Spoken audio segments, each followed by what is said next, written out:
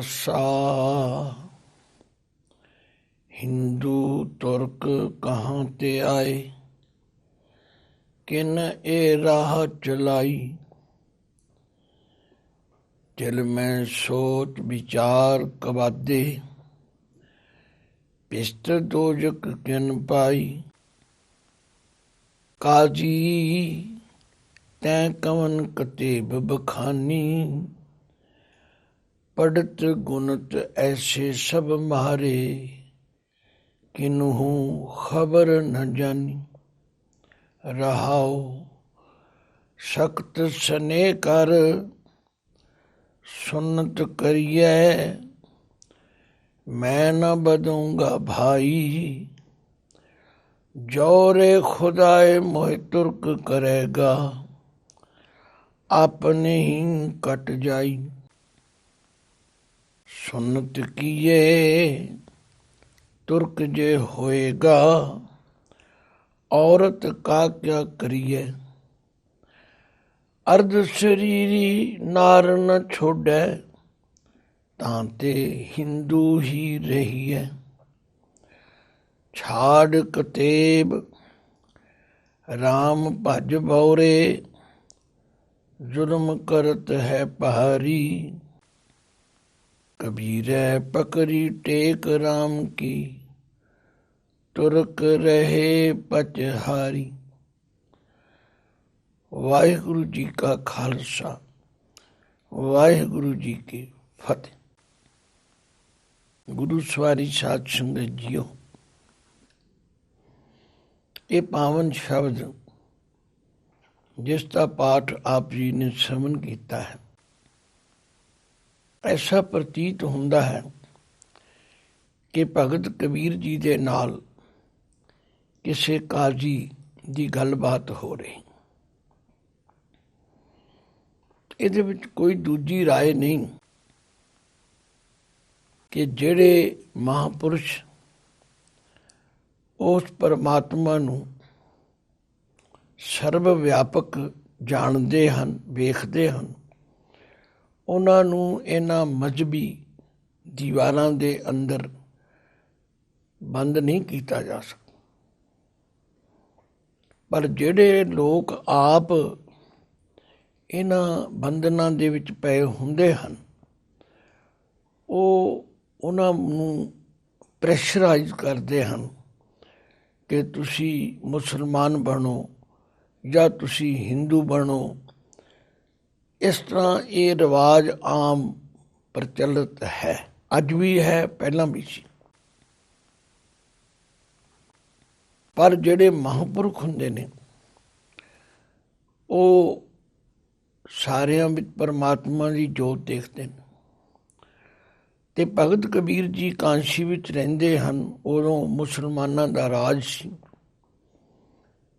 ਮੁਸਲਮਾਨਾਂ ਨਾਲ ਵੀ ਉਹਨਾਂ ਦੀ ਰੋਜ਼ ਗੱਲਬਾਤ ਹੁੰਦੀ ਹੈ, ਔਰ ਹਿੰਦੂਆਂ ਦਾ ਕਿਉਂਕਿ ਕੇਂਦਰ ਸਥਾਨ ਹੈ ਕਾਂਸ਼ੀ, ਬ੍ਰਾਹਮਣਾਂ ਨਾਲ ਵੀ ਹੁੰਦੀ ਹੈ। ਉਹਨਾਂ ਦੀ ਬਾਣੀ ਪੜ੍ਹ ਕੇ ਵੀ ਪਤਾ ਲੱਗਦਾ। ਤੋ ਇਹ ਸ਼ਬਦ ਤੋਂ ਐਸਾ ਪ੍ਰਤੀਤ ਹੁੰਦਾ ਹੈ ਕਿ ਕਿਸੇ ਕੱਟੜ ਮੁਸਲਮਾਨ ਕਾਜੀ ਨੇ, ਜਿਹੜਾ ਕਿ ਆਪਣੇ ਆਪ ਨੂੰ ਇਸਲਾਮ ਧਰਮ ਦਾ ਬੜਾ ਖੈਰ ਖਾਹ ਕੱਟੜ ਪ੍ਰਚਾਰਕ ਸਮਝਦਾ, ਉਹ ਭਗਤ ਜੀ ਨੂੰ ਪ੍ਰੇਰਨਾ ਕਰਦਾ ਕਿ ਭਗਤ ਜੀ ਤੁਸੀਂ ਸੁਨਤ ਕਰਵਾ ਲਓ, ਤੁਸੀਂ ਇਸਲਾਮ ਧਰਮ ਦੀ ਸ਼ਰ੍ਹਾ ਦੇ ਅਨੁਯਾਈ ਬਣ ਜਾਓ। ਤੇ ਭਗਤ ਜੀ ਉਸ ਨੂੰ ਸਮਝਾਉਂਦੇ ਹਨ।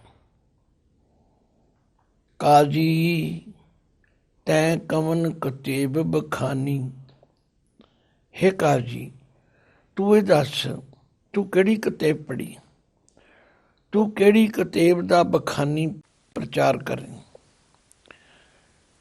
ਕਿਸੇ ਐਸੀ ਕਿਤਾਬ ਦਾ ਤੂੰ ਹਵਾਲਾ ਦੇ। ਪੜਤ ਗੁਣਤ ਐਸੇ ਸਭ ਮਾਰੇ, ਕਿਨਹੂ ਖਬਰ ਨ ਜਾਨੀ। ਰਹਾਓ, ਇਹ ਸਾਰੇ ਸ਼ਬਦ ਦਾ ਕੇਂਦਰੀ ਭਾਵ ਹੈ। ਆਖਿਆ ਤੇਰੇ ਵਰਗੇ ਕਈ ਪੜ੍ਹਦੇ ਤੇ ਵਿਚਾਰਾਂ ਕਰਦੇ ਹੋਏ ਸਭ ਖਤਮ ਹੋ ਗਏ। ਕਿਸੇ ਨੂੰ ਪਤਾ ਹੀ ਨਹੀਂ ਕਿ ਇਹ ਸਰੀਰ ਛੱਡਣ ਤੋਂ ਬਾਅਦ ਕਿੱਥੇ ਜਾਣਾ, ਕੀ ਹੋਵੇਗਾ। ਬੜੇ ਧਿਆਨ ਨਾਲ ਵਿਚਾਰਨ ਦੀ ਲੋੜ ਹੈ। ਅੱਜ ਵੀ ਮੈਂ ਦੇਖਦਾ ਹਾਂ ਕਿ ਅਸੀਂ ਕੱਟੜਵਾਦੀ ਹੋ ਕੇ ਹਿੰਦੂਆਂ ਨੂੰ, ਮੁਸਲਮਾਨਾਂ ਨੂੰ, ਸਿੱਖਾਂ ਨੂੰ ਲੜਾਉਣ ਦੇ ਯਤਨ ਵਿੱਚ ਹਾਂ। ਔਰ ਖਾਸ ਕਰਕੇ ਦੁੱਖ ਦੀ ਗੱਲ ਇਹ ਹੈ ਕਿ ਜਿਹੜੇ ਮਤ ਨਾਲ ਕੋਈ ਸੰਬੰਧ ਰੱਖਦਾ ਹੈ ਉਹ ਦੂਜੇ ਮਤ ਨੂੰ ਮਾੜਾ ਕਹਿੰਦਾ ਔਰ ਉਹਨੂੰ ਨੁਕਸਾਨ ਪਹੁੰਚਾਉਣ ਦਾ ਯਤਨ ਕਰਦਾ।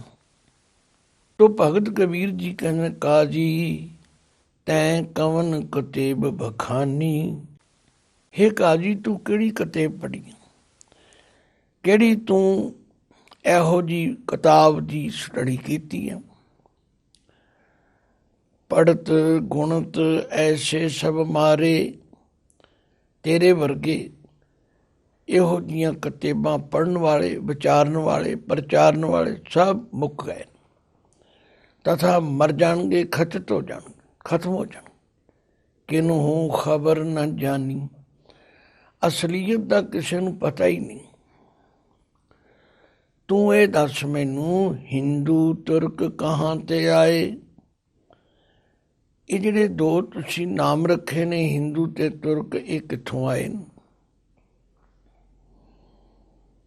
ਇਹ ਨਾਮ ਕਿਸ ਨੇ ਬਣਾਏ ਨੇ? ਕਿਨ ਇਹ ਰਾਹ ਚਲਾਈ।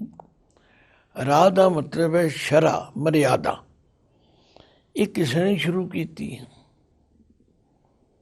ਰੱਬ ਨੇ ਤੇ ਜੋ ਪੈਦਾ ਕੀਤਾ ਹੈ, ਬੰਦਾ ਹੀ ਪੈਦਾ ਕੀਤਾ। ਉਹਨੇ ਤੇ ਕਿਸੇ ਦੇ ਮੱਥੇ ਤੇ ਨਹੀਂ ਲਿਖਿਆ ਕਿ ਇਹ ਤੁਰਕ ਹੈ, ਇਹ ਹਿੰਦੂ ਹੈ। ਕਿੰਨੇ ਸਪਸ਼ਟਵਾਦੀ ਵਿਚਾਰ ਹਨ ਉਹਨਾਂ ਦੇ, ਜਿਨ੍ਹਾਂ ਨੇ ਰੱਬ ਨੂੰ ਸਰਵ ਵਿਆਪਕ ਦੇਖੇ। ਜਗਤ ਗੁਰੂ ਨਾਨਕ ਸਾਹਿਬ ਨੇ ਵੀ ਇਹੋ ਹੀ ਕਿਹਾ, ਭਾਈ ਸਭ ਮੈਂ ਜੋਤ ਹੈ ਸੋਏ, ਤਿਸ ਦੈ ਚਾਨਣ ਸਭ ਮੈਂ ਚਾਨਣ ਹੋਏ। ਰੱਬ ਤੇ ਸਾਰਿਆਂ ਵਿੱਚ ਹੈ। ਫਿਰ ਇਹ ਦੱਸੋ ਕਾਜੀ ਜੀ, ਹਿੰਦੂ ਤੁਰਕ ਕਹਾਂ ਤੇ ਆਏ, ਕਿਨ ਇਹ ਰਾਹ ਚਲਾਈ। ਦਿਲ ਮੈਂ ਸੋਚ ਵਿਚਾਰ ਕਵਾਦੇ, ਪਿਸਤ ਦੋਜਕ ਕਿਨ ਪਾਈ। ਕਵਾਦੇ ਇਹ ਸ਼ਬਦ ਜਿਹੜਾ ਵਾਦ ਵਿਵਾਦ ਤੋਂ ਬਣਿਆ, ਪਰ ਜਿਹੜਾ ਖੋਟੀ ਵਾਦ ਵਿਵਾਦ ਕਰੇ ਉਹਨੂੰ ਕਵਾਦਾ ਕੇ। ਵੱਖ-ਵੱਖ ਵਿਦਵਾਨਾਂ ਨੇ ਵੱਖ-ਵੱਖ ਅਰਥ ਕੀਤੇ ਨੇ, ਪਰ ਕਵਾਦੇ ਦਾ ਮਤਲਬ ਹੈ ਖੋਟੀ ਬਹਿਸ ਕਰਨ ਵਾਲਾ, ਖੋਟੀਆਂ ਗੱਲਾਂ ਕਰਨ ਵਾਲਾ। ਉਹਨੂੰ ਭਗਤ ਜੀ ਕਹਿੰਦੇ ਨੇ, ਹੇ ਕਵਾਦੇ, ਹੇ ਲੋਕਾਂ ਵਿੱਚ ਵਹਿਮ ਭਰਮ ਪੈਦਾ ਕਰਨ ਵਾਲੇ, ਹੇ ਲੋਕਾਂ ਨੂੰ ਲੜਾਉਣ ਵਾਲੇ, ਹੇ ਕੋਝੇ ਝਗੜਾਲੂ, ਆਪਣੇ ਹਿਰਦੇ ਵਿੱਚ ਸੋਚ ਵਿਚਾਰ ਕੇ ਦੇਖ। ਪਿਸਤ ਦੋਜਕ ਕਿਨ ਪਾਈ। ਪਿਸਤ ਤੇ ਦੋਜਕ ਇਹ ਦੋ ਸ਼ਬਦ ਨੇ।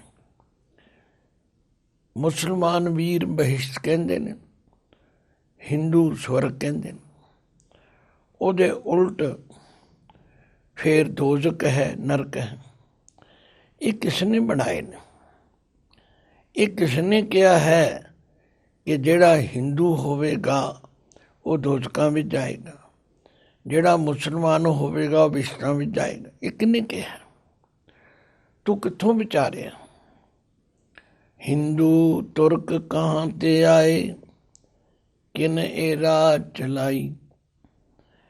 ਦਿਲ ਮੈਂ ਸੋਚ ਵਿਚਾਰ ਕਵਾਦੇ, ਪਿਸਤ ਦੋਜਕ ਕਿਨ ਪਾਈ।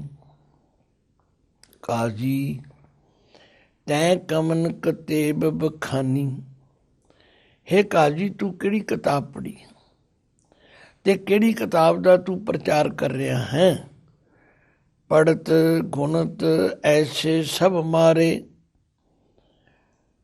ਤੇਰੇ ਵਰਗੇ ਤਥਾ ਤੇਰੇ ਸਾਥੀ ਹੋਰ ਜਿਹੜੇ ਇਸ ਤਰ੍ਹਾਂ ਦੀਆਂ ਕਿਤਾਬਾਂ ਪੜ੍ਹਦੇ, ਉਹਨਾਂ ਦੀ ਵਿਚਾਰ ਕਰਦੇ ਤੇ ਲੋਕਾਂ ਨੂੰ ਇਹ ਦ੍ਰਿੜ ਕਰਾਉਂਦੇ ਨੇ, ਉਹ ਸਭ ਖਤਮ ਹੋ ਗਏ। ਭਾਵ ਖਚਤ ਹੋ ਗਏ, ਇੱਥੇ ਹੀ ਉਹਨਾਂ ਦਾ ਜੀਵਨ ਬਰਬਾਦ ਹੋ।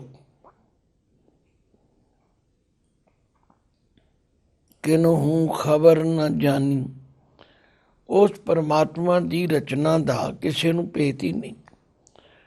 ਉਹਨੇ ਕੀ ਕਰਨਾ ਹੈ, ਕੀ ਨਹੀਂ ਕਰਨਾ, ਉਹਨੂੰ ਕੀ ਪਸੰਦ ਹੈ, ਤੁਹਾਨੂੰ ਪਤਾ ਹੀ।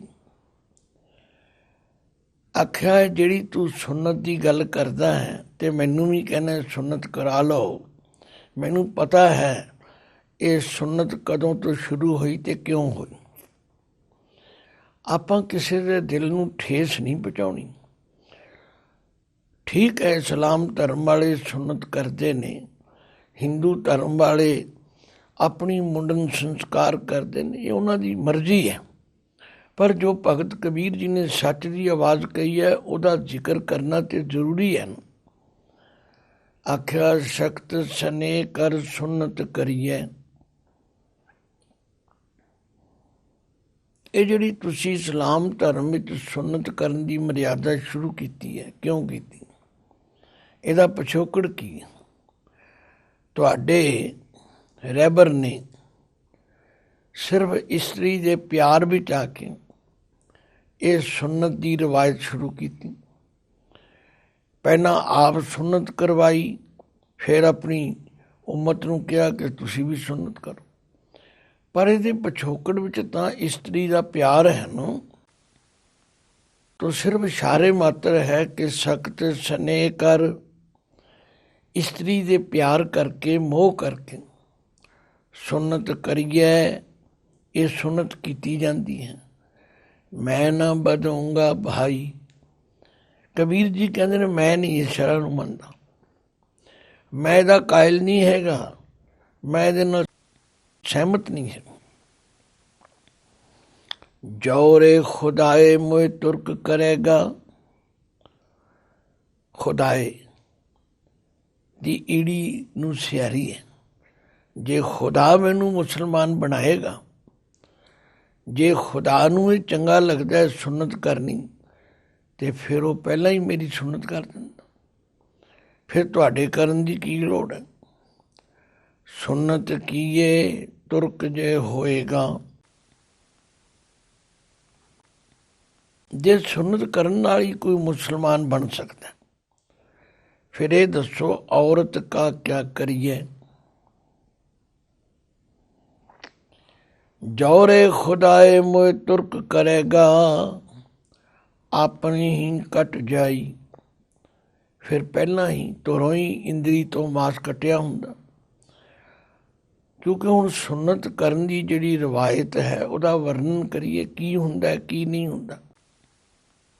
ਸਿਰਫ ਇਹ ਇੱਕ ਅੰਤਰ ਹੈ ਕਿ ਉੱਥੇ ਇੰਦਰੀ ਦੇ ਅਗਲੇ ਹਿੱਸੇ ਦਾ ਜਿਹੜਾ ਵਾਧੂ ਮਾਸ ਹੈ ਉਹ ਕੱਟ ਦਿੱਤਾ ਜਾਂਦਾ, ਉਹਨੂੰ ਉਹ ਸੁੰਨਤ ਕਰਨਾ ਕਹਿੰਦੇ। ਭਗਤ ਜੀ ਕਹਿੰਦੇ ਨੇ ਮੈਨੂੰ ਇਹ ਪਤਾ ਹੈ ਕਿ ਇਹ ਸੁੰਨਤ ਕਿਉਂ ਤੇ ਕਦੋਂ ਕੀਤੀ ਜਾਂਦੀ। ਇਹ ਸਿਰਫ ਇਸਤਰੀ ਦੇ ਪਿਆਰ ਕਰਕੇ। ਸਖਤ ਸਨੇ ਕਰ ਸੁੰਨਤ ਕਰੀਏ, ਮੈਂ ਨਾ ਵਧਾਉਂਗਾ ਭਾਈ, ਮੈਂ ਇਹਨੂੰ ਕਿਸੇ ਕੀਮਤ ਤੇ ਮੰਨਣ ਲਈ ਤਿਆਰ ਨਹੀਂ ਹੈਗਾ। ਹਾਂ, ਜੋਰੇ ਖੁਦਾਏ ਮੋਏ ਤੁਰਕ ਕਰੇਗਾ। ਜੇ ਮੈਨੂੰ ਰੱਬ ਤੁਰਕ ਬਣਾਉਣਾ ਹੁੰਦਾ, ਜੇ ਰੱਬ ਨੇ ਮੈਨੂੰ ਮੁਸਲਮਾਨ ਬਣਾਉਣਾ ਹੁੰਦਾ ਤੇ ਮੇਰੀ ਪਹਿਲਾਂ ਹੀ ਸੁੰਨਤ ਕਰਕੇ ਭੇਜਦਾ।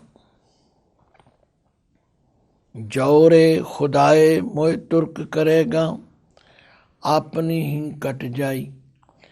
ਇਹ ਫਿਰ ਤੁਹਾਡੇ ਕੋਲੋਂ ਖਤਨਾ ਕਰਾਉਣ ਦੀ, ਮਾਸ ਕਟਾਉਣ ਦੀ ਕੀ ਲੋੜ ਹੈ? ਫਿਰ ਆਪ ਹੀ ਰੱਬ ਕੱਟ ਦਿੰਦਾ। ਸੁੰਨਤ ਕੀਏ ਤੁਰਕ ਜੇ ਹੋਏਗਾ। ਜੇ ਸੁੰਨਤ ਕਰਾਉਣ ਦੇ ਨਾਲ ਹੀ ਕੋਈ ਤੁਰਕ ਮੁਸਲਮਾਨ ਬਣ ਸਕਦਾ, ਫਿਰ ਔਰਤ ਕਾ ਕਿਆ ਕਰੀਏ। ਦੇਖੋ, ਜਿਹੜੇ ਸੱਚ ਦੀ ਆਵਾਜ਼ ਬੁਲੰਦ ਕਰਨ ਵਾਲੇ ਨੇ ਉਹ ਕਿਸੇ ਤੋਂ ਭੈ ਨਹੀਂ ਖਾਂਦੇ, ਉਹ ਤਾਂ ਸੱਚੀ ਗੱਲ ਕਹਿ ਦਿੰਦੇ। ਆਖਿਆ ਤੁਸੀਂ ਤੇ ਸੁੰਨਤ ਕਰਕੇ ਮੁਸਲਮਾਨ ਬਣ ਗਏ, ਤੇ ਜਿਹੜੀ ਤੁਹਾਡੇ ਜੀਵਨ ਸਾਥਣ ਹੈ ਔਰਤ, ਇਸਤਰੀ, ਜੋ ਤੁਹਾਡੇ ਜੀਵਨ ਦਾ ਅੱਧਾ ਅੰਗ ਹੈ, ਜਿਹਨੂੰ ਅਰਧੰਗਣੀ ਕਿਹਾ ਜਾਂਦਾ, ਉਹਦਾ ਫਿਰ ਕੀ ਕਰੋਗੇ? ਉਹਦੀ ਸੁਨਨਤ ਤੇ ਹੋ ਨਹੀਂ ਸਕਦੀ, ਉਹਦਾ ਫਿਰ ਮੁਸਲਮਾਨ ਬਣੀ ਨਹੀਂ।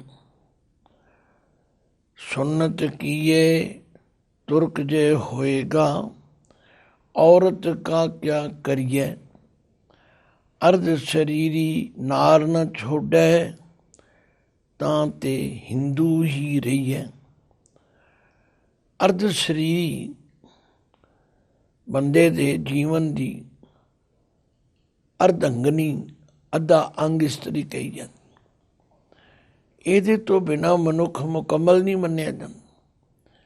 ਤੇ ਆਖਿਆ ਫਿਰ ਉਸ ਇਸਤਰੀ ਨੂੰ ਕਿਵੇਂ ਸੁਨਨਤ ਕਰੋਗੇ? ਤਾਂ ਤੇ ਹਿੰਦੂ ਹੀ ਰਹੀ ਹੈ, ਇਸ ਕਰਕੇ ਉਹ ਤਾਂ ਹਿੰਦੂ ਹੀ ਰਹੇਗੀ। ਤਥਾ ਹਿੰਦੂ ਹੀ ਰਹਿਣ ਵਿੱਚ ਫਾਇਦਾ।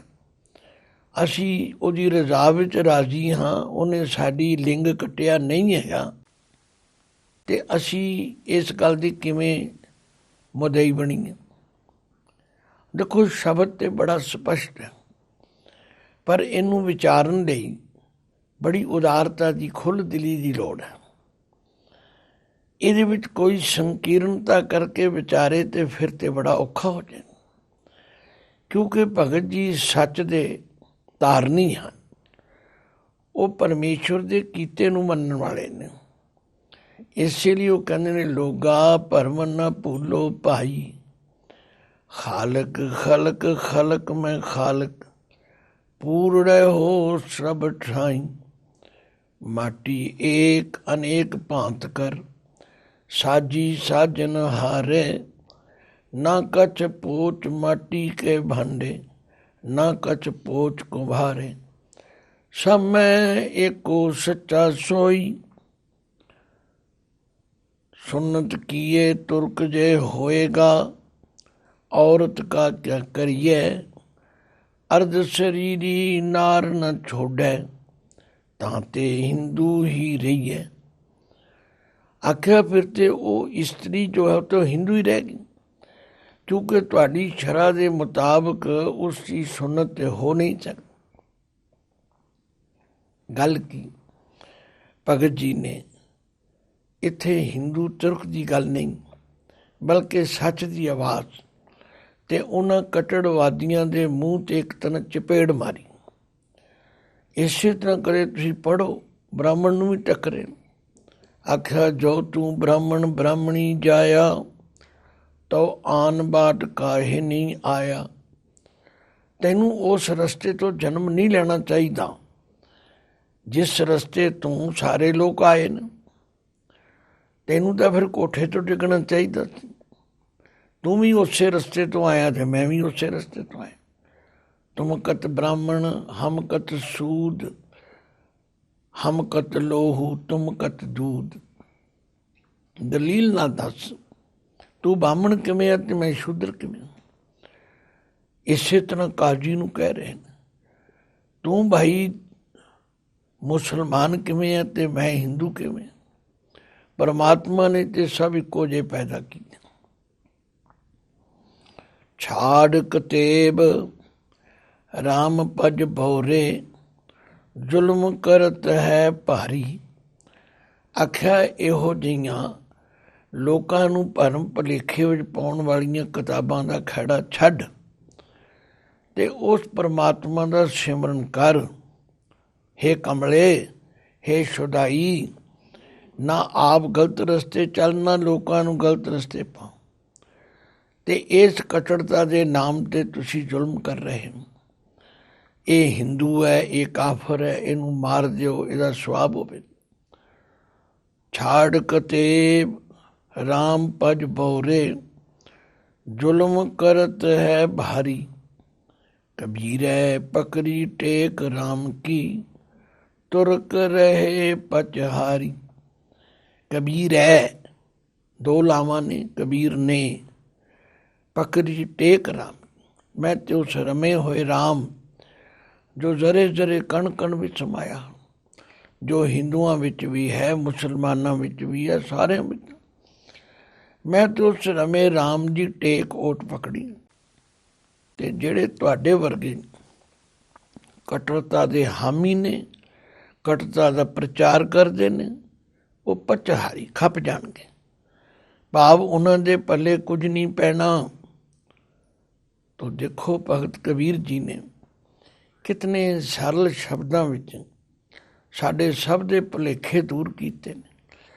ਪਰ ਇਹਨਾਂ ਵੋਟਾਂ ਦੇ ਲਾਲਚੀਆਂ ਨੂੰ ਕੌਣ ਸਮਝਾਵੇ। ਇਹੋ ਜਿਹੇ ਮਹਾਂਪੁਰਖਾਂ ਦੇ ਬਚਨ ਸਾਡੇ ਕੋਲ ਹਨ, ਪਰ ਅਸੀਂ ਉਹਨਾਂ ਤੋਂ ਰੋਸ਼ਨੀ ਨਹੀਂ ਲੈ ਰਹੇ। ਭੋਲੇ ਭਾਲੇ ਲੋਕਾਂ ਨੂੰ ਲੜਾ ਰਹੇ ਹਾਂ, ਕਤਲ ਕਰਾ ਰਹੇ ਹਾਂ, ਮੰਦਰਾਂ ਅਤੇ ਮਸੀਤਾਂ ਦੇ ਨਾਮ 'ਤੇ ਲੜਾਈ ਪਾ ਰਹੇ ਹਾਂ। ਤੋ ਭਗਤ ਕਬੀਰ ਜੀ ਦਾ ਇਹ ਸ਼ਬਦ ਸਮੁੱਚੀ ਮਨੁੱਖਤਾ ਵਾਸਤੇ ਕਿਤਨੀ ਸੁੰਦਰ ਅਗਵਾਈ ਬਖਸ਼ਦਾ। ਵਾਹਿਗੁਰੂ ਜੀ ਕਾ ਖਾਲਸਾ, ਵਾਹਿਗੁਰੂ ਜੀ ਕੀ ਫਤਿਹ।